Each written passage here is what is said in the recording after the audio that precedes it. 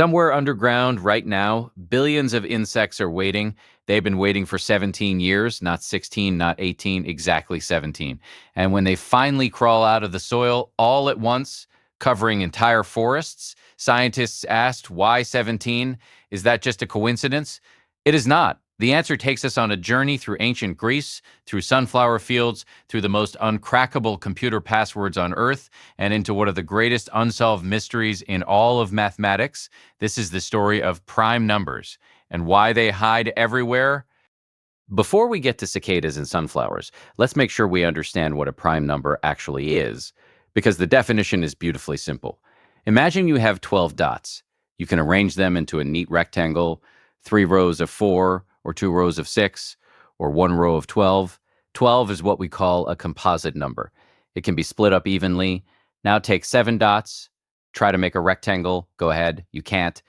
The only way to arrange 7 dots neatly is in a single line. 7 can only be divided by 1 and itself. That's it. That's all a prime number is. A whole number greater than 1 that can only be divided evenly by 2 things, the number 1 and itself. And the primes begin like this: 2, 3, 5, 7, 11, 13, 17, 19, 23, 29, 31, 37. They seem almost random, scattered across the number line like stars on a cloudy night, sometimes close together, like 11 and 13, sometimes far apart. No obvious pattern, no predictable rhythm. That randomness is exactly what makes them so fascinating and so useful. Around 240 BC, a Greek mathematician named Eratosthenes came up with a brilliantly simple method to find all the primes at once. He called it a sieve, like a kitchen sieve that lets water through but catches the chunks. Here's how it works. Write down all the numbers from 2 to, let's say, 50. Now 2 is prime, circle it. But everything else that's divisible by 2, cross it out. 4, 6, 8, 10, gone. Next uncrossed number, 3. 3 is prime, circle it. Now cross out all multiples of 3. 6, 9, 12, 15, gone. Next uncrossed number, 5. 5 is prime, circle it. Cross out 25, 35, 45, gone. You keep going, and whatever remains, whatever hasn't been crossed out, those are all the primes. Look at what's left glowing on the screen. Every one of those numbers is prime. The sieve caught them all. This algorithm is 2,200 years old, and we still use the same idea in modern computers today. Ancient mathematics still running on the machines that power the internet. Here's a question that might keep you up at night. Do primes go on forever, or do they eventually run out? The answer is yes. They go on forever. Infinitely many primes exist. And we've known this for over 2,000 years, thanks to Euclid. His proof is a perfect example of mathematical thinking. Instead of trying to list all the primes, he asked a different question.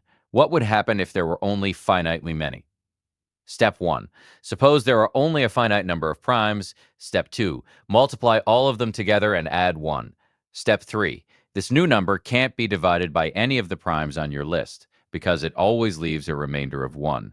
Step 4. But every number must have some prime factor. So either this new number is itself prime, or it has a prime factor we haven't found yet. Either way, we've produced evidence of a prime that wasn't on our list. Contradiction. The list can never be complete. Primes go on forever.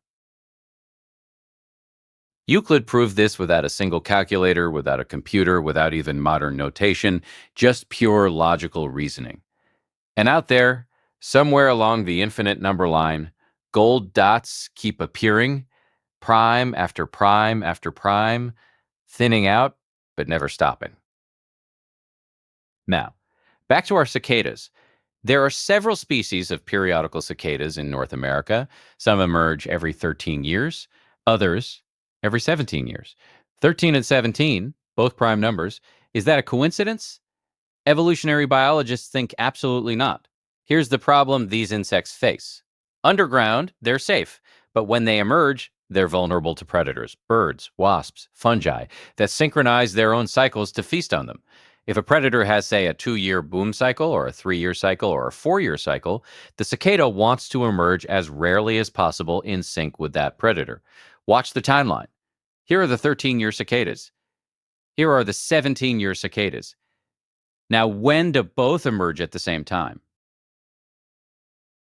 Only when the number of years is divisible by both 13 and 17. And since 13 and 17 share no common factors, they're both prime, the first time they overlap is 13 times 17, 221 years. 221 years between overlapping emergences. If the cicada had picked 12 years instead of 13, overlap with predator cycles would happen far more often. Prime numbers minimize the overlap.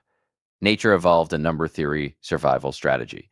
The cicadas didn't study mathematics. Mathematics studied the cicadas.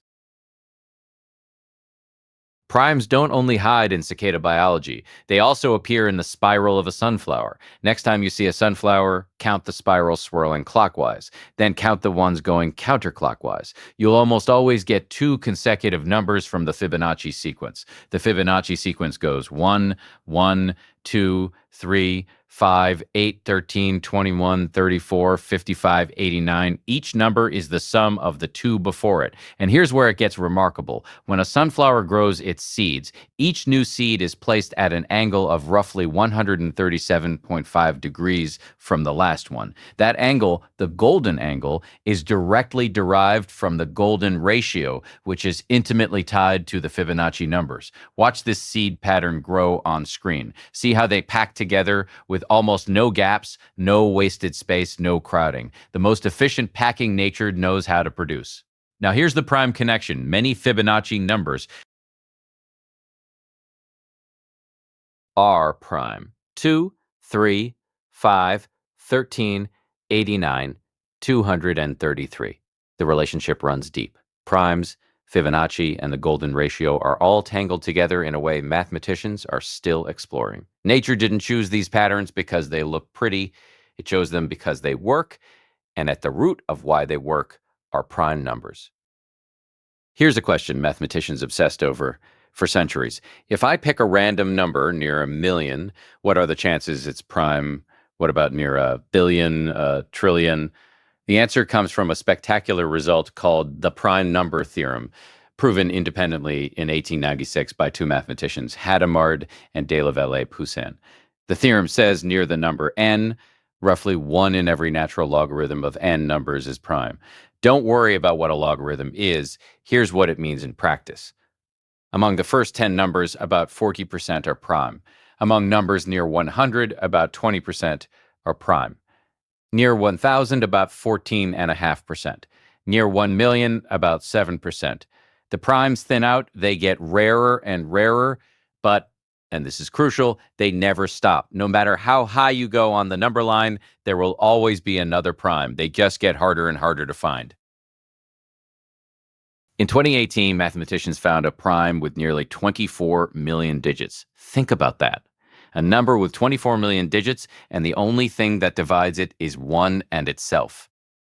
Now we arrive at the biggest mystery in all of mathematics. In 1859, a German mathematician named Bernhard Riemann published a paper that seemed to crack open the secret of prime numbers. He found a formula, an actual equation that predicts where primes appear along the number line. The formula works. Every mathematician agrees it works.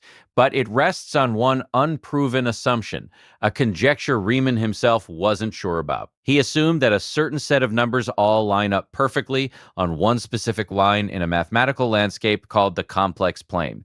That's it. Just, do they all line up? Yes or no? Nobody has been able to prove it or disprove it. In 165 years, mathematicians have checked the first 10 trillion cases. They all line up. But it worked for 10 trillion cases is not a proof. Maybe case 10 trillion and 1 breaks the pattern. The Clay Mathematics Institute has listed it as one of the 7 Millennium Prize problems. Solve it and you win $1 million. More importantly, a proof or disproof of the Riemann hypothesis would revolutionize our understanding of prime numbers, cryptography, physics, and possibly the structure of reality itself. The primes are still keeping secrets. Let's end where primes touch your life every single day. Right now, if you are watching this on a phone or a laptop, primes are protecting you. Every secure website, your bank, your email, your messages, uses a system called RSA encryption, invented in 1977.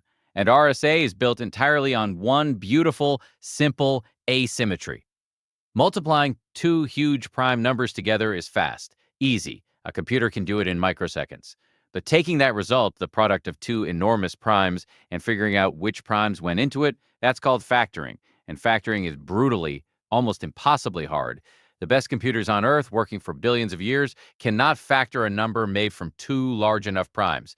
Your private messages are safe because of a mathematical fact that Euclid would have recognized, and primes are the indivisible atoms of arithmetic, and that pulling them back apart from their products is a task nature herself has not made easy. From cicadas timing their emergence to outsurvive predators, to sunflowers packing seeds with perfect efficiency, to the unbreakable locks guarding the internet, to an unsolved mystery that has stumped every genius for over a century, prime numbers aren't just curiosities hiding in a textbook, they are the hidden language of the universe. And now you can hear them.